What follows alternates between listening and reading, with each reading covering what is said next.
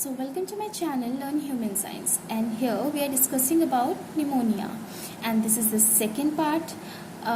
अगर आपने first part नहीं देखा है तो आप प्लीज़ उसको जाके देखिए. उसमें हमने basics,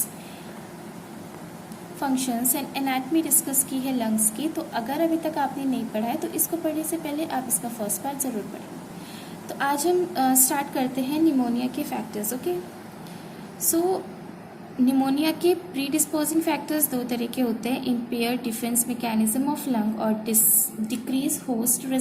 so pneumonia can also be developed without these factors, but if these factors are present तो ज़्यादा चांसेस होते हैं निमोनिया अकर होने की. ओके, तो हम एक एक करके इसके दोनों फैक्टर्स के बारे में पढ़ लेते हैं. तो पहले हम पढ़ेंगे impair defence mechanism of lung. So इस टॉपिक से हमें पता चल रहा है कि डिफेंस मैकेनिज्म का इम्पेयरमेंट हो रहा है. ठीक है, तो डिफेंस मैकेनिज्म होता क्या है? सी, हमारा जो लंग है वो एक्सपोज्ड है एनवायरनमेंट में. Okay, so when we inhale the air तो उसमें एयर के साथ साथ बहुत सारे हार्मफुल सब्सटेंस, पार्टिकल्स और माइक्रो ऑर्गेनिजम्स भी आ जाते हैं. तो हमारे लंग्स के पास एक डिफेंस मैकेनिज्म होता है जिससे वो अपने आप को प्रोटेक्ट करता है. ठीक है, और जब वो प्रोटेक्ट नहीं कर पाता है अपने लंग्स को, डिफेंस मैकेनिज्म का इम्पेयरमेंट हो जाता है, तब हमें निमोनिया हो जाता है. ठीक है, तो अब ये अब ये डिफेंस मैकेनिज्म कौन कौन से होते हैं? हमारी डिफेंस मैकेनिज्म होते हैं cough reflex, mucociliary movement of lung, accumulation of secretion and problem of macrophage. Okay, and macrophages. ठीक है, तो अब क्या होता है?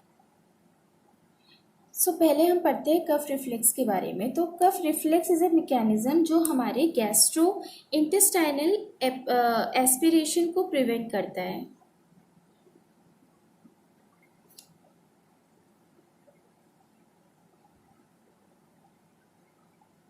ओके, अब ये गैस्ट्रो इंटेस्टाइनल एस्पिरेशन होता क्या है?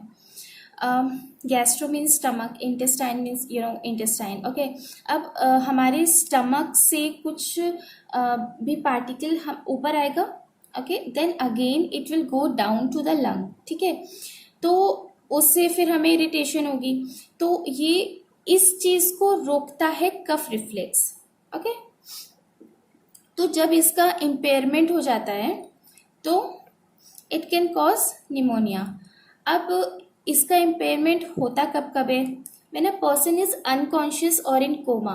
ठीक है, तब कफ रिफ्लेक्स का इम्पेयरमेंट हो सकता है. और अगर किसी पेशेंट को एनेस्थीसिया दिया हुआ है तब भी ऐसा हो सकता है. सो बहुत ही प्रिकॉशंस लेने पड़ते हैं एनेस्थीसिया देने के टाइम.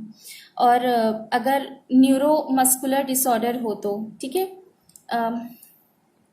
न्यूरोमस्कुलर डिसऑर्डर का मतलब होता है अगर हमारी मसल्स वर्क नहीं कर रही हो तो. ठीक है, और मेडिसिन भी बहुत इफेक्ट करता है कफ रिफ्लेक्स के इम्पेयरमेंट में. Okay, now coming to the mucociliary movement of lung. अभी हमने पीछे पढ़ा था about the pseudostratified ciliated columnar cells के बारे में. ठीक है, उसमें मैंने आपको बताया था कि this is very important for mucociliary apparatus, है ना. तो अभी म्यूकोसेलियरी एपरेटस का फंक्शन क्या होता है? सी, म्यूको मतलब म्यूकस, सिलियरी मतलब cilia. I have already told you that bronchioles में सीलिया होता है. ठीक है, और उसमें म्यूकस प्रोड्यूस होता है जो कि फॉरेन बॉडी को ट्रैप करता है और डिजीज होने से रोकता है.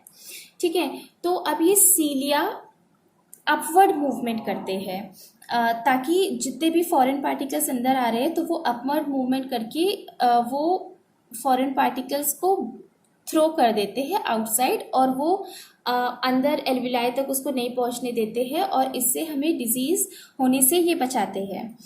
ठीक है, तो ये वर्क होता है म्यूकोसिलियरी एपरेटस का.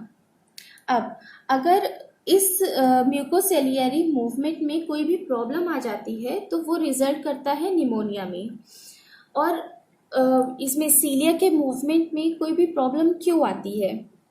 स्मोकिंग, अगर कोई बहुत स्मोक करता हो तो प्रॉब्लम आ जाएगी। क्यों?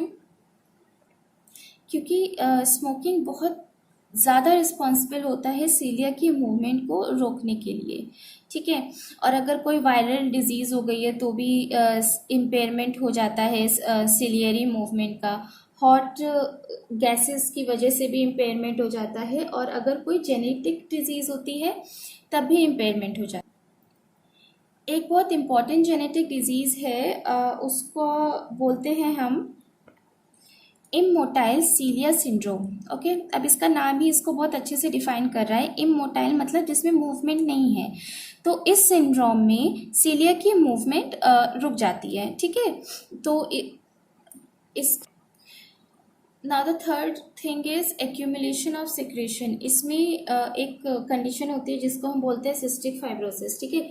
इसमें क्या होता है कि different secretion gets accumulated in the lungs, मतलब अलग अलग टाइप के सिक्रेशंस एक्यूमुलेट होने लगते हैं लंग्स के अंदर, ठीक है। लास्ट है हमारा मैक्रोफेज। मैक्रोफेज के फंक्शन में प्रॉब्लम हो जाती है, उसकी वजह से भी डिफेंस मैकेनिज्म का इम्पेयरमेंट हो जाता है। Now let us discuss about the decrease host resistance. Decrease host resistance से हम क्या समझते हैं? होस्ट मतलब कोई भी फॉरेन पार्टिकल, एनीथिंग विच जो कि हमें हार्म करने आ रहा हो। ओके, सो हार्मफुल सब्सटेंस का रेजिस्टेंस, रेजिस्टेंस मतलब उस रोकने की क्षमता डिक्रीज हो जाती है, ठीक है।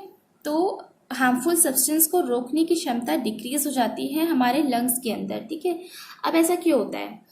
अगर इम्यूनो डिफिशियंसी की वजह से, अगर हमारा इम्यून सिस्टम स्ट्रांग नहीं है, तब हमें होस्ट रेजिस्टेंस डिक्रीज हो जाएगा, ठीक है।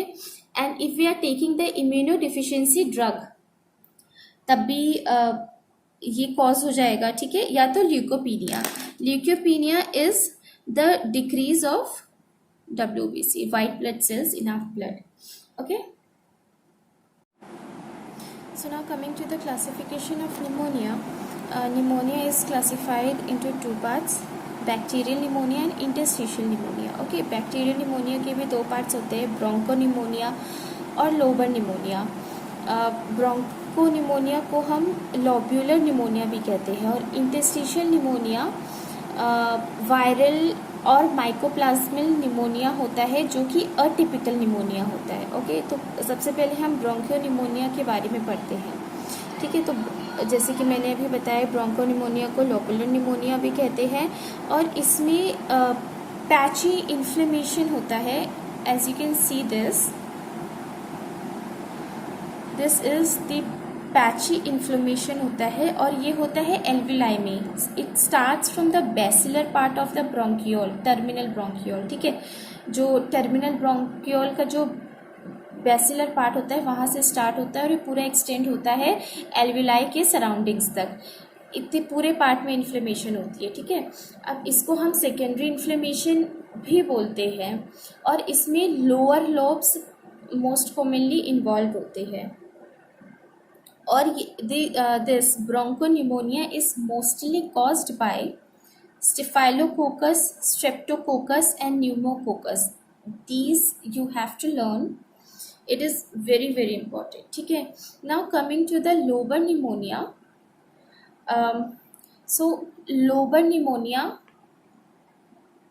ये एक्यूट बैक्टीरियल इन्फेक्शन होता है, ठीक है। इसमें 1 और 2 लोब्स प्रेजेंट होते हैं, और यूजुअली लोअर लोब्स इसमें इंक्लूडेड होते हैं। Okay, first of all whatever I am speaking here, note it down, and please मैं बार बार ये बोलती हूँ that make your own notes. Okay, so here lobar pneumonia 90% it is caused by pneumococcus, okay. और इसके अदर रीजंस भी होते हैं। Those are Staphylococcus, Streptococcus, gram-negative bacilli.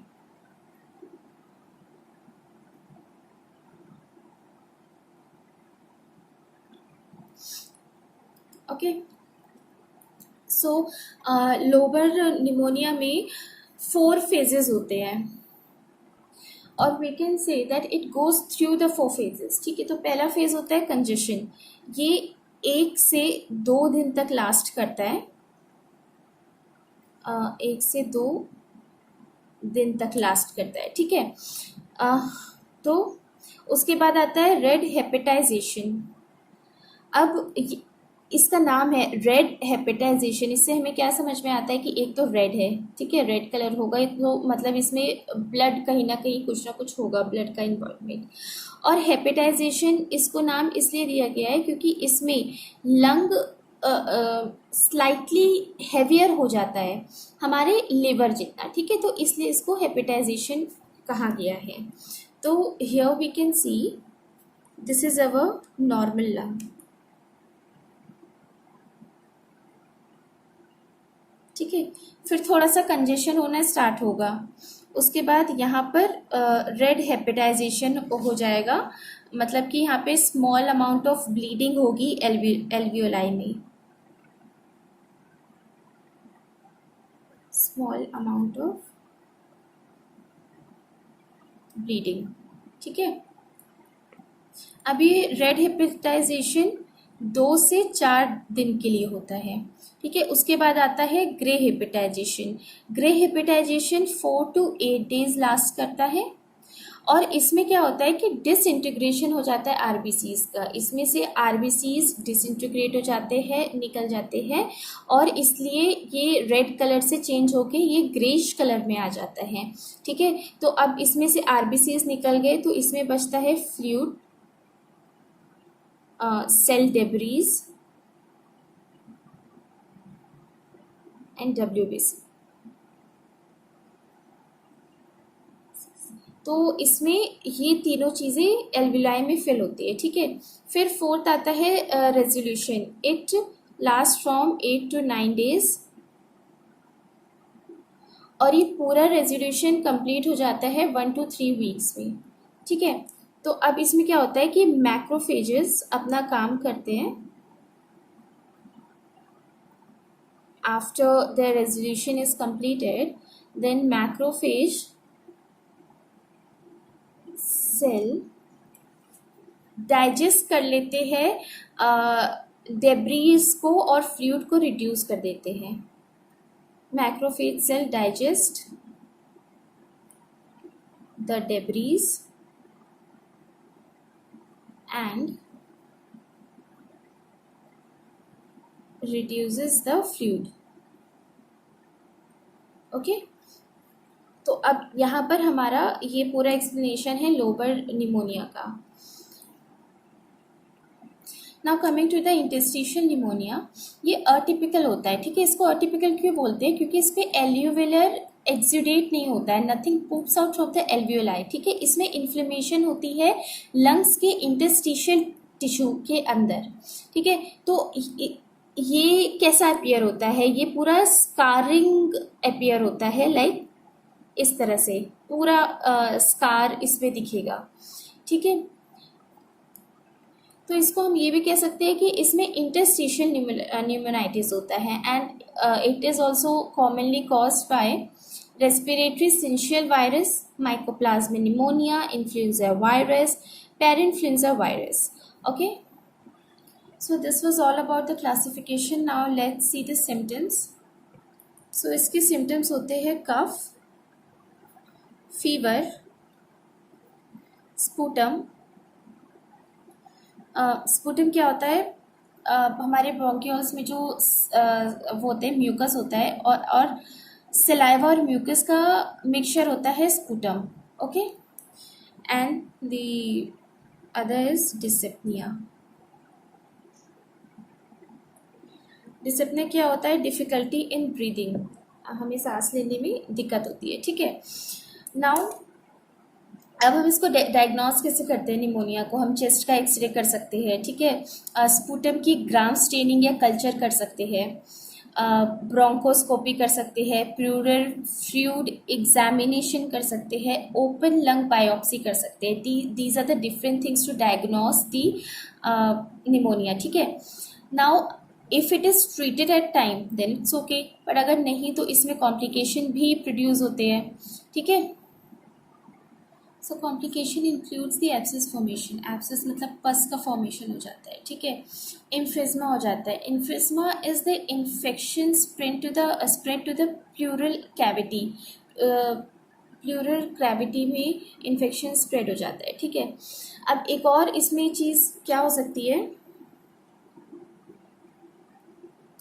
Infection lung में से बॉडी के अलग अलग पार्ट्स में जा सकता है हमारे ब्लड के थ्रू, ठीक है। हार्ट में जा सकता है, इंडोकार्डियम में चला गया तो it can cause endocarditis, kidney में भी जा सकता है, ओके। ब्रेन में चला गया तो it can cause meningitis, joints में चला गया तो it can cause separative arthritis, okay. So these were the complications of pneumonia. So I just hope all you have understood, और अगर कोई भी डाउट है तो please comment me, okay. And अगर आपको ये समझ में आया हो, मेरा समझाने का तरीका आपको अच्छा लगा हो, तो please hit the like button, और अगर कोई भी दिक्कत है, एनी प्रॉब्लम, प्लीज़ कमेंट करें, okay. And share my video as much as you can, and also subscribe to my channel Learn Human Science. Thank you.